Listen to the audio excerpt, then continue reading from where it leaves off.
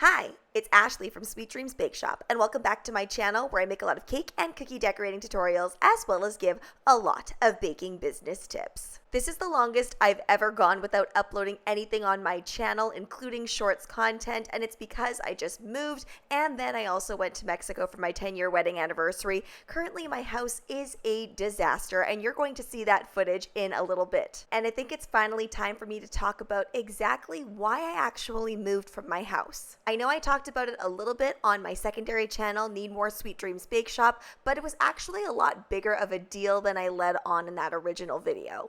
So buckle up for this little story while you get to view the footage of me packing and also all of the last minute baking projects I did in my house. The house that you've come to know as Sweet Dreams Bake Shop's main studio is the house that I thought I was going to be in for the rest of my life. Now that I don't live there anymore, I feel totally comfortable divulging the fact that it had 4 bedrooms, I think it had 5 bathrooms, it also had air conditioning, and it was basically anybody's dream home. I think the only thing it was missing was a really, really big backyard, but it was over 3,000 square feet. And although the setup was a little bit weird, like we couldn't actually have the dining table anywhere near the kitchen, I really, really loved my beloved second kitchen. I treated my home and talked about my home like it was mine publicly, though it was actually owned by my family and we paid rent to live there.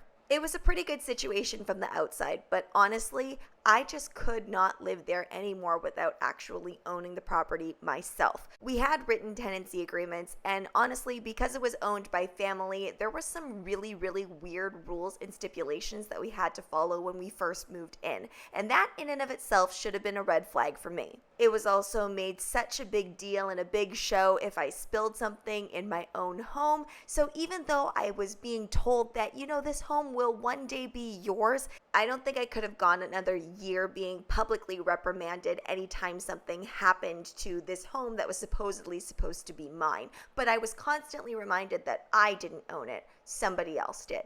I recognized fully the privilege that I had, and my kids and my husband got to benefit off of this. So I continued to stay and I continued to do things that I thought might make me feel better about not actually being the homeowner, but no matter what I did, nothing could actually give me that fulfillment. And it wasn't so much this feeling of I need to showboat or I need to own a bunch of things to make myself feel better. It was more that I felt like I needed my freedom, which in my adult life I never really had. It's almost as if every time I had a dinner or hosted a party, I would be asked about who exactly was attending every single one of those get-togethers. And we also couldn't make any changes to the home, and we wanted to invest in things like making our grass really nice, but then we thought, do we want to spend that type of money on something that isn't really our home, but it might one day be our home? And after a while, I just started to feel like everything around me was false and fake. And I think I kind of always had that feeling brewing underneath, but I always just thought, one day we will be able to purchase this home on our own, and then it can be in our name and everything will be fine. And with some kind of weird housing prices happening during 2020 and the success of my channel, I really, really thought that I was getting much closer, but it still wasn't enough to purchase the home that we currently live in. So I kept saying to myself, why would I upend everything and move my entire family just because I wasn't feeling the freedom that I've always wanted in adulthood? And finally, in early 2024, I realized that having all of these things was never going to be fulfilling for me. If anything were to happen to me, in essence, my husband would really have nothing either. And although we definitely weren't paying exorbitant rent prices by any stretch of the imagination, it was still in the thousands per month. And I know that for some of you that might seem like a little bit steep, but here in Vancouver, it really wasn't that outrageous. But no matter how we tried to spin it, it still hit us enough financially that we wouldn't be able to continue to rent there and then one day be able to own it while everyone was still alive. And my big thing is I want people to still be alive. I didn't want to earn this house just by default, and I really, really feel like with the financial climate here, that's just the way it was going. So I made the hard decision with my husband's full support for us to downsize but still choose a really, really good area because that was very, very important for me. So at one point, we almost moved to Calgary, which is in a completely different province, but we would have been able to afford the same exact type of house. We really could have had anything we wanted in Calgary, but we wouldn't have had anything else. We would have had no friends, no family, and it would have been harder for me to get a teaching job.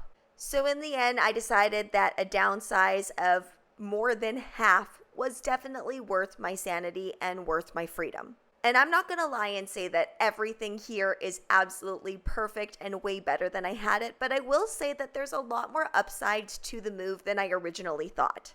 For one thing, this is the first time in our entire lives where both my husband and I only have a 5-minute commute to work, which is just super, super nice. Gaining the gift of time is so important. But the other thing that I didn't really expect was because the cupboards aren't so high, there's not as much wasted space. So I can actually access everything that is in my cupboard, and it tends to look a lot more neat and tidy because things are closer together and there's not that empty space at the top. I'm sure I'll have more to update you on when it comes to actually living in this house, but truthfully, I've only lived here for a week because we went on vacation. To say this past month has been hectic is an understatement because, oh my goodness, things have been so incredibly busy.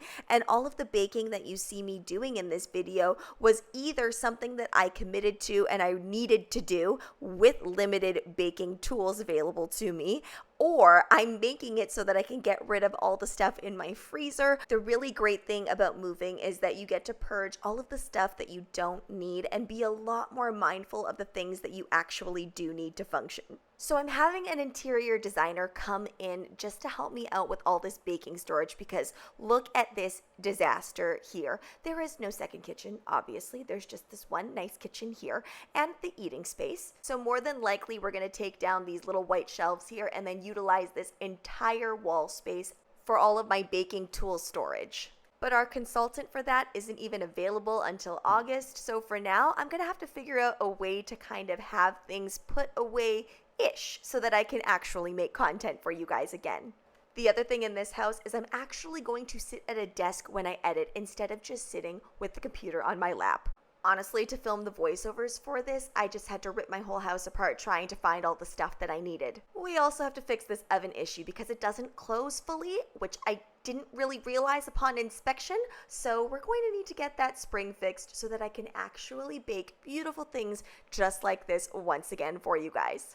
Thanks so much for watching. Don't forget to like, share, and subscribe so you can be part of the Sweetie fam. Right now, I'm uploading weekly, so make sure you hit that notification bell so you know when I upload. Also, be sure to comment, request, or ask a question. I love hearing from you guys, and yes, I will be uploading on my secondary channels soon as well. Bye!